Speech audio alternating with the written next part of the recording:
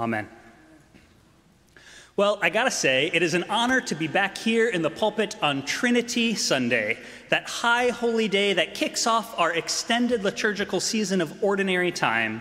Trinity Sunday is that movable feast that encourages churches to tackle this mysterious doctrine of the Trinity at least once a year. And as it so happens, it seems that I find myself in this pulpit on Trinity Sunday more often than not. You see, when I found out that I would be preaching today, I decided to do a little digging. Of my 11 Trinity Sundays at Asbury First, this will be my 6th time taking the lead. Admittedly, 3 of those Sundays were youth Sundays, so this will only be the 3rd time I will be preaching to the congregation. And for those following along in the bulletin, you may now caught the reference for the sermon title, On the Trinity, Part 3-ish. Now, I began by saying that this is an honor to preach on Trinity Sunday, and this is true. I love talking about the Trinity and all of the mysteries, orthodoxies, and heresies that surround it. I even volunteered to teach a semester-long course on the subject years ago that ended up generating a 12-page vocabulary sheet ranging from adoptionism to Valentinianism. But I will try to avoid most of that jargon today. You're welcome. And while I love this subject, my uncanny knack for being assigned to lead and preach on Trinity Sunday is also ironic. You see, I don't really adhere to an orthodox belief in the Trinity. In fact, I wrote a paper in college entitled Trinity, Fact or Fiction? The paper started like this. Did God find out about the Trinity in 525 AD when our Christian forefathers decided that 1 + 1 + 1 equals 1? Is the Trinity a sound theological concept of a triune God, or is the Trinity in fact a miscomputed tritheism or Sabellianism? These are questions that face many Christian scholars today. The Bible never specifically mentions a Trinity, and Jesus never alludes to a Trinity in his teachings. That's a pretty zealous intro. Admittedly, there are a few flaws. First, God did not find out about the Trinity in 525 AD. That's ridiculous. That was a typo. It should have said 325 AD. But even that dating is debatable. But the point I want to highlight now is that last line. The Bible never specifically mentions a Trinity, and Jesus never alludes to a Trinity in his teachings. Admittedly, like all things faith-related, this sentence may be debated. Much like some choose to interpret and interpose homosexuality into the texts of our Bible, many interpret the Trinity into our biblical texts as well, and I think it's important to note that intelligible and faithful arguments may be made both for and against these ideas. That being said, the technical truth is that the term Trinity didn't seem to exist until the 2nd century. And my opinion is that the notion of the Trinity is anachronistic to the biblical texts as well. Even so, a human opinion or notion is no substitute for the eternal nature of God. And when we try to consider what it means to grasp a triune God, we may be helped by the following quote attributed to John Wesley. "Give me a worm that can comprehend a man, and then I will show you a man that can comprehend the triune God." And while that might seem glib, it actually maintains a rather orthodox viewpoint. The Trinity is fundamentally a divine mystery that cannot be explicitly articulated or expressed with our limited human faculties. And that brings me to one of my favorite aspects of Trinity Sunday. Today is the church holy day that reminds each and every one of us that we're heretics. Yeah. You're a heretic, and you're a heretic, and you're a heretic, and you're a heretic. And yes, even I am a heretic, though that may not come as much of a surprise to some. And perhaps the 12 steps can help us out here. After all, the first step towards healing and understanding is admitting that we have a problem. So I'll go first. Hello, my name is Mike Mullin, and I am a heretic. Now, for those skeptics like me out there, those that may be balking at these accusations, surely I am not a heretic. I have believed wholeheartedly in the Trinity my entire life. Let's put this to the test. Take just a moment to think about your understanding of the Trinity. How would you describe it to a friend? to an elder, to a child. And to borrow one of my refrains from youth group, when any of you have come up with your response, put your finger on your nose, not in your nose, because prepositions matter. Feel free to ignore the nose part if you want, but in earnest, take a moment to think about how you would explain the Trinity to someone else.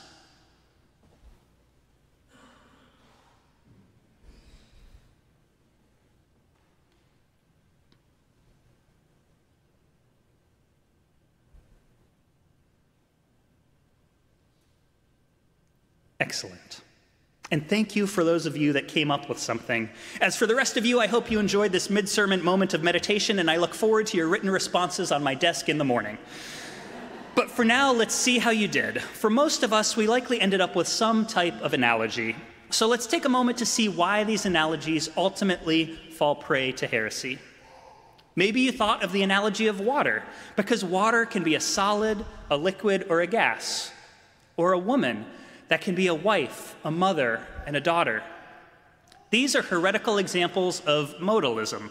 Modalism discounts the different persons of the Trinity and deludes them to simple manifestations or modes of one God.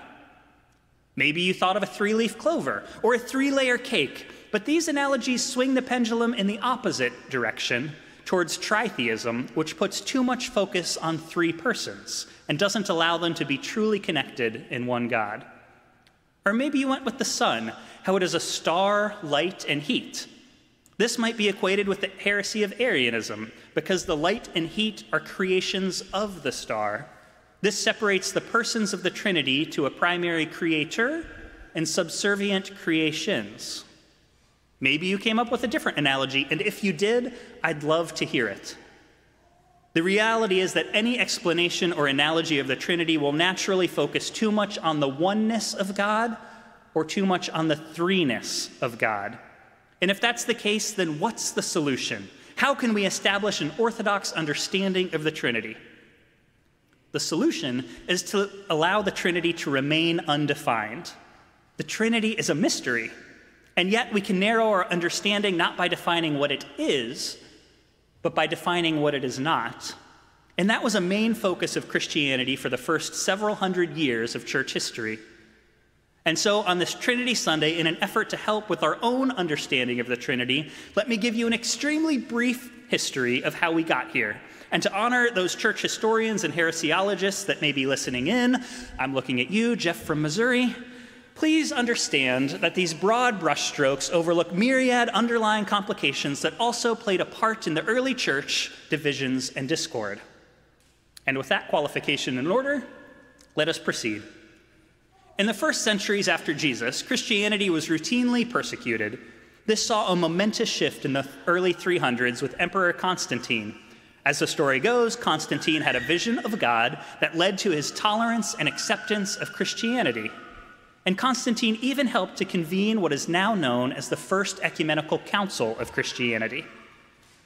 These so-called ecumenical councils became the quintessential gatherings of the early church to determine what it meant to be a Christian, a proverbial who's in and who's out, so to speak. For United Methodists, we might compare it to General Conference. These councils were the only bodies that could authoritatively speak for the Christian church at large. And so let's take a look at what these councils said and did. The First Ecumenical Council was the first Council of Nicaea that took place in 325 CE. This council declared Arianism a heresy. Arius was a priest of the early church and was teaching that Jesus was a created being, similar to God, but not God. This is also the council where jolly old St. Nicholas allegedly got so fed up with Arius's heresies that he walked over and slapped him in the face just to shut him up. It's good to know that our parliamentary procedures have improved through the years.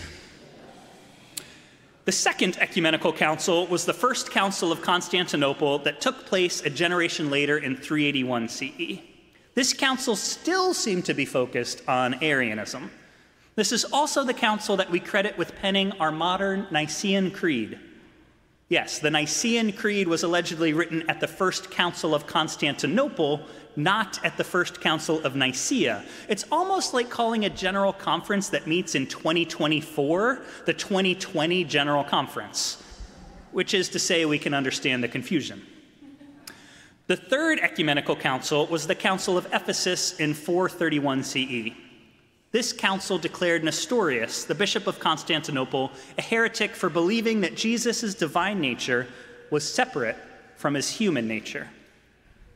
The fourth ecumenical council was the Council of Chalcedon in 451 CE. This is the council that we generally cite when highlighting traditional Christian Christology. It was at this council that the official stance of the church became that Jesus is simultaneously 100% human and 100% divine. And to paraphrase from a youth group I led in college, that makes Jesus 200% awesome. The fifth ecumenical council was the Second Council of Constantinople in 553 CE. It continued to condemn the teachings of Nestorius and the beliefs of monophysitism. Monophysitism was essentially the belief that Jesus was fully and only God. It would seem the definition put forth a century earlier at the Council of Chalcedon was still up for debate in the local churches. The Sixth Ecumenical Council was the Third Council of Constantinople in 681 CE and addressed the heresy of monothelitism. This is the heresy that Jesus had only one will. Instead, this council determined that Jesus had both a divine and a human will, and the human will was submissive to the divine will. I love this. If you ever read the 90s sci-fi series Animorphs by K.A. Applegate, then this might sound familiar. In that series, an alien race known as the Yeerks are invading Earth. They do so by crawling into our ears, taking control of our brains. These host humans are still fully aware, but their bodies are being controlled by the alien in their head, much like Jesus' human will was controlled by the divine will in his head, according to this council. All that is to say, it's really a shame that Jesus potentially being a controller of the Yeerk Empire didn't make it in, at least as a minority report of the Sixth Ecumenical Council.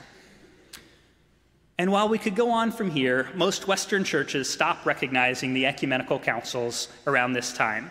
So while we might like to think Christianity maintained a unified front, at least until the Great Schism of 1054, we can clearly see that this is not the case. Not only were these ecumenical councils continually excluding swaths of faithful Christians, but they also began the process of more formally dividing the church. The Assyrian church in the East only recognizes the first two ecumenical councils. The Oriental Orthodox Church only recognizes the first three councils. Some argue that the Anglican community recognizes the first four. And as already stated, many Western churches stopped counting at 6 or 7, which is way less than the 21 recognized by the Catholic Church. Okay, that was a lot. And for those that got lost, intentionally or otherwise, here's a brief summary of what matters for today. For hundreds and hundreds of years, the church disagreed, debated, and attempted to indoctrinate its ideas of God with the intent of unifying Christianity. Today, our thousands upon thousands of unique Christian denominations can attest to just how well that worked. It didn't. Another important takeaway is that, like their definitions of the Trinity, these councils often define Christianity more by what it isn't than by what it is. Another way to look at it might be to recognize that these councils were more focused on articulating who was out rather than who was in. In the past few years, I have seen a lot of Christians post the following sentiment on social media: I'd rather be excluded for who I include than be included for who I exclude. I agree with that sentiment, and I think we have finally seen that lived out, at least in part, at our recent United Methodist General Conference. We voted to remove harmful language and to create space for the full inclusion of our LGBTQ siblings into the life and ministries of the United Methodist Church. And while these are wonderful steps forward, I often wonder what it would be like and mean to apply this inclusive sentiment and practice to the ancient traditions and declared doctrines of the church. I don't think it makes sense to necessarily ground our modern theology in a 1,000-year-old framework that was reacting against particular theological viewpoints of their time. I think our understanding of the world has evolved, and our theology ought to evolve with it. And it is moments like today when I can get inspired by the lectionary with its choice of passage for Trinity Sunday. You see, when I read our passage for today, I did not see any focus put on confessing belief in a triune God. I do not see any opening for debates about Arianism, monophysitism, monothelitism, or any other ism that was declared heretical by the early church. Instead, I see an invitation for all of humanity to join Jesus in the mystery of the Godhead. The end of our passage invites us all to be children of God, heirs of God and joint heirs with Christ. We are invited to be on equal footing with Christ. If this is the case, then I would prefer to profess an omninity of God rather than a Trinity. That is, that God is in all of us, and as such, we are all a part of God. But this is just where the passage for today ends. What brings us to this point is worth highlighting as well. Verse 14 says, "For all who are led by the Spirit of God are children of God."